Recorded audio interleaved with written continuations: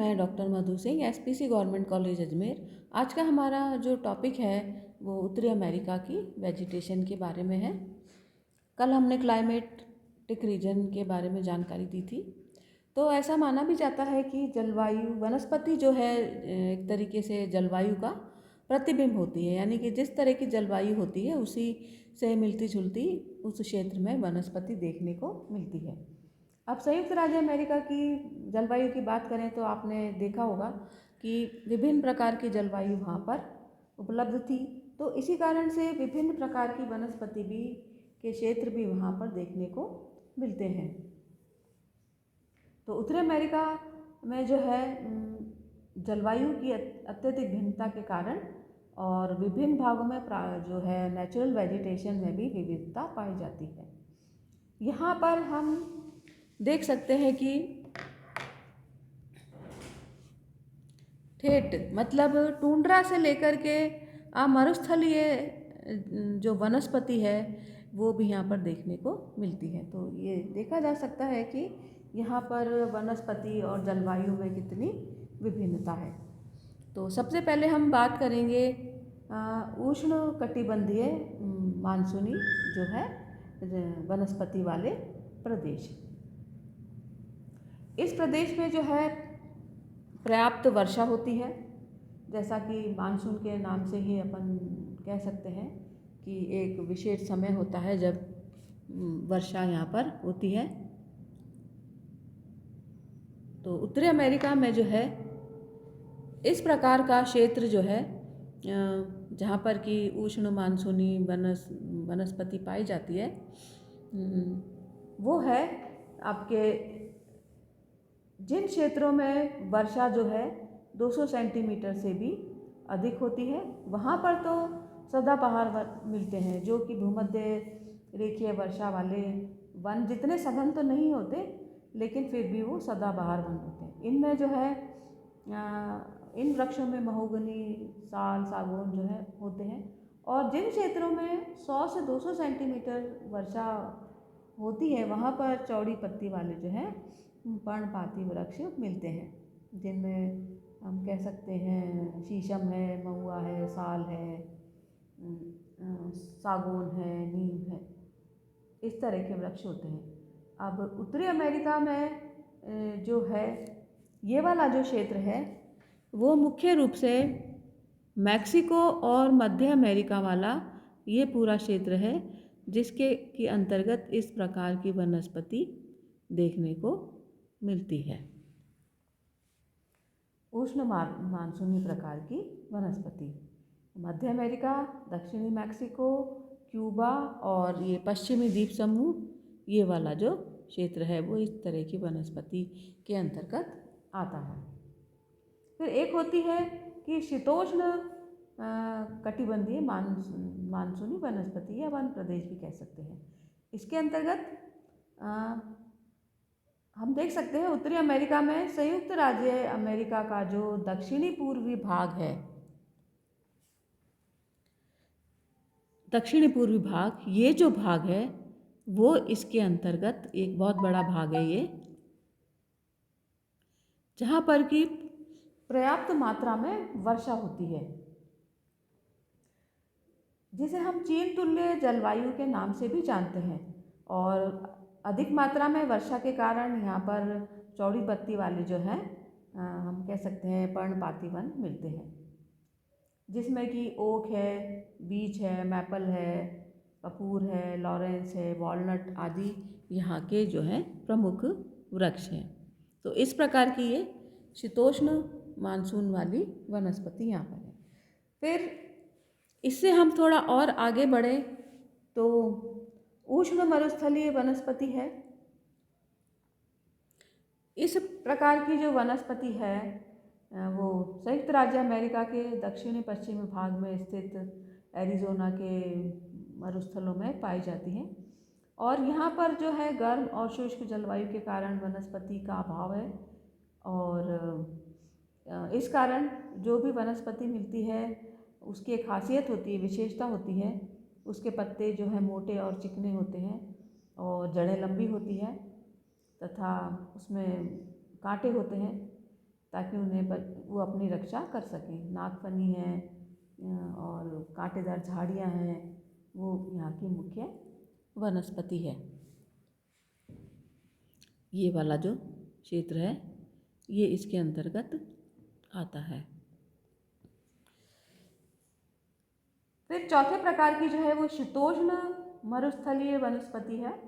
इसके अंतर्गत भी हम कह सकते हैं एक बहुत बड़ा भाग है, जिसे संयुक्त राज्य अमेरिका के अंतर्गत ही पड़ता है, जिसे हम ग्रेट बेसिन के नाम से भी जानते हैं। और ये एक पठारी भाग है तथा पठारी प्रदेश में जो है वो सागरीय प्रभाव से दूर है और वृष्टि छाया क्षेत्र में पड़ता है। पर्वत श्रेणियों से भी घिरा हुआ है, क्योंकि हम जानते हैं यहाँ पर कि रॉकी पर्वतमाला इस क्षेत्र में जो है उत्तर से दक्षिण की ओर फैली हुई है। तो हालांकि पर्वतीय क्षेत्र होने के बावजूद भी ये एक मरुस्थलीय क्षेत्र है और पर्वतों से घिरा हुआ है। वर्षा की मात्रा 40 सेंटीमीटर से भी कम होती है और आर्द्रता के या ह्यूमिडिटी के कमी के कारण यहाँ पर घास और झाड़ियाँ ही देखने को मिलती हैं। और कुछ क्षेत्रों में इस कारण से जो है पशुचारण भी पर्वतीय घाटियों में जो है किया जाता है। फिर इसी से ही लगा हुआ एक और वनस्पति क्षेत्र है जिसे भूमध्य सागरीय वनस्पति के नाम से जाना जाता है, जहाँ पर कि हम जानते हैं कि इस प्रकार की जो वनस्पति होती है उस वाले क्षेत्र में जो है वर्षा जो शीत ऋतु में ही प्राप्त होती है और ग्रीष्म ऋतु जो है वो शुष्क होती है।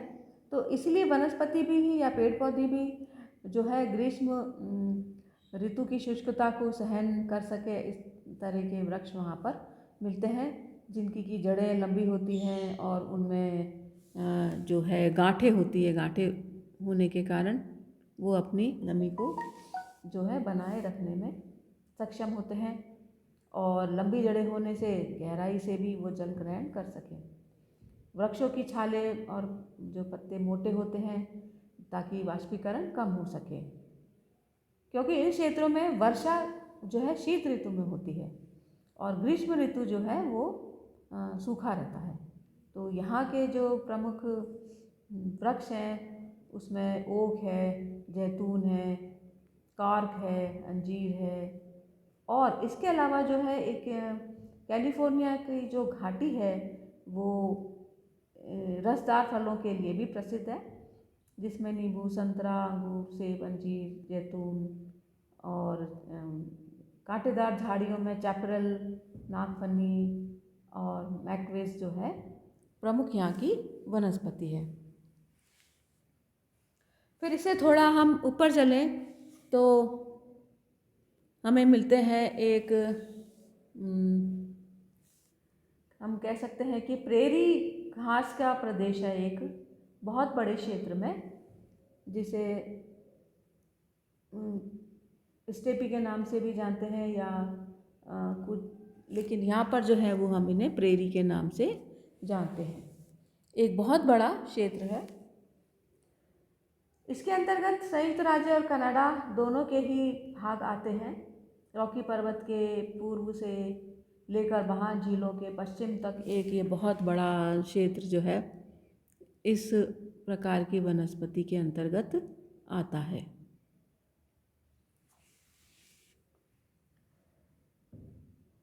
इस क्षेत्र में जो है बड़े वृक्ष नहीं हैं और किंतु निम्न तापमान के कारण यहाँ पर घासें जो हैं उनके विकास के लिए उचित जलवायु है और इसके साथ ही साथ यहाँ जो उपजाऊ मिट्टी है चिरनोज़म उसका विकास हुआ है।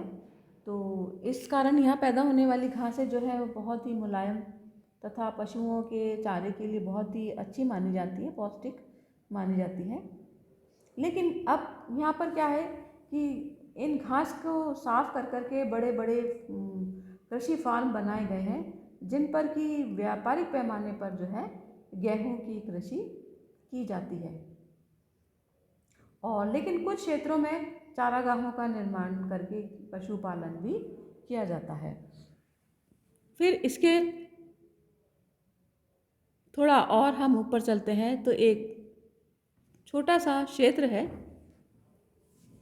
जहाँ पर कि शीतोष्ण चौड़ी पत्ती वाले जो है वन मिलते हैं, पर्णपाती वन।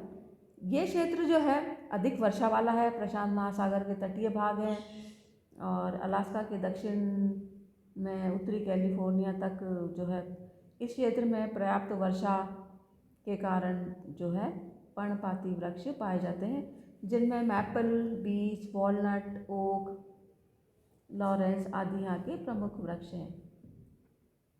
और ये जो वृक्ष हैं शीत ऋतु में हिमपात से अपनी रक्षा करने के लिए हैं, अपनी पत्तियाँ गिरा देते हैं। लेकिन इनका जो है इकोनॉमिक इम्पोर्टेंस यहाँ से प्राप्त होने वाले वृक्षों की लकड़ियों की बहुत ही महत्वपूर्ण स्थान रखती है। फिर हम उत्तरी अमेरिका के और उत्तर में जाएं तो एक उत्तर पूर्व की ओर जाएं तो एक बहुत ही इम्पोर्टेंट क्षेत्र है जहाँ पर कि मिश्रित वन क्षेत्र देखने को मिलता है, जो महान झीलों के पश्चिम में स्थित विस्कॉन्सिन, इलिनॉइस राज्यों से लेकर के सेंट लॉरेंस घाटी, न्यू इंग्लैंड और उत्तरी पूर्वी भाग इसके अंतर्गत आते हैं। ये जो एक बहुत बड़ा क्षेत्र है ये है मिश्रित वनस्पति का क्षेत्र। इस प्रदेश में जो है कोणधारी वन और चौड़ी पत्ती वाले दोनों ही जो है मिले जुले रूप में मिलते हैं। सामान्यतः जो है उत्तरी भाग में तो है कोणधारी वन और दक्षिणी भाग में जो है हम कह सकते हैं पर्णपाती वन उनकी प्रमुखता या देखने को मिलती है। कोणधारी वनों में जो है इनके जो वृक्ष है उनमें है स्प्रूस, लार्च, पाइन, चीड़ आदि। और जो चौड़ी पत्ती वाले वन हैं उसमें है oak, maple, walnut, peach, chestnut, elm आदि यहाँ के जो है प्रमुख वनस्पति है। और यही क्षेत्र जो है मिश्रित कृषि का क्षेत्र भी जो है कहलाता है। फिर और उत्तर में जाया जाए तो कोणधारी वन प्रदेश है एक बहुत बड़े क्षेत्र में, कॉनिफेरस फॉरेस्ट रीजन। इसका जो विस्तार है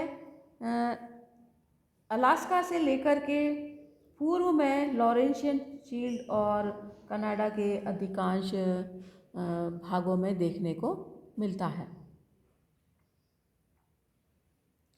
इस प्रकार के वन को टैगा के नाम से भी जाना जाता है।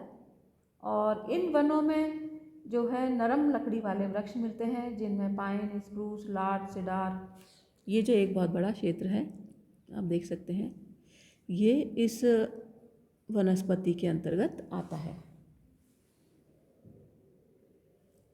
चीड़, लार्च जो है यहाँ के प्रमुख वृक्ष हैं और इनके लिए कहा जाता है कि हिमपात से रक्षा करने के लिए इनकी जो पत्तियाँ हैं वो नुकीली होती है और नीचे की ओर झुकी हुई होती है ताकि इन पर बर्फ़ जो है वो ना टिक सके और अपनी ये रक्षा उससे कर सके।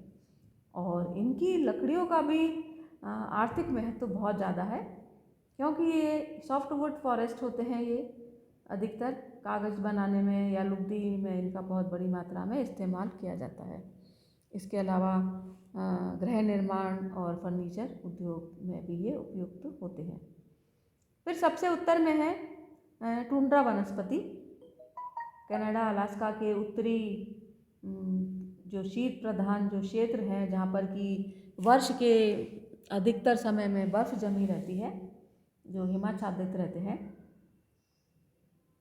वहाँ पर केवल 2-3 महीने की जो बहुत ही अल्प ग्रीष्म ऋतु होती है, जब बर्फ़ पिघलती है तो थोड़ी बहुत मात्रा में वहाँ पर वनस्पति जो है उग जाती है, जिसमें कुछ रंग बिरंगे होते हैं, फूल हो गए, छोटे छोटे पौधे देखने को मिलते हैं तथा वनस्पति के नाम पर अन्य चीज़ों में काई, लाइकेन, सेज जैसी सूक्ष्म बहुत ही वनस्पति मिलती है।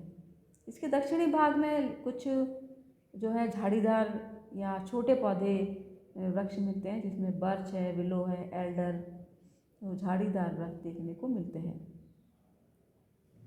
और कुछ इसका जो उत्तरी और भी भाग है, ये वाला जो क्षेत्र है, वो अधिकतर वनस्पति विहीन ही रहता है। तो ये थी उत्तरी अमेरिका की वेजिटेशन, जिस पर कि जलवायु का बहुत ही अधिक गहरा प्रभाव पड़ा है, जो कि अभी आपने देखा। और ये था आपका टुंड्रा वाला क्षेत्र, जहाँ पर कि टुंड्रा प्रकार की वनस्पति देखने को मिलती है। Thank you.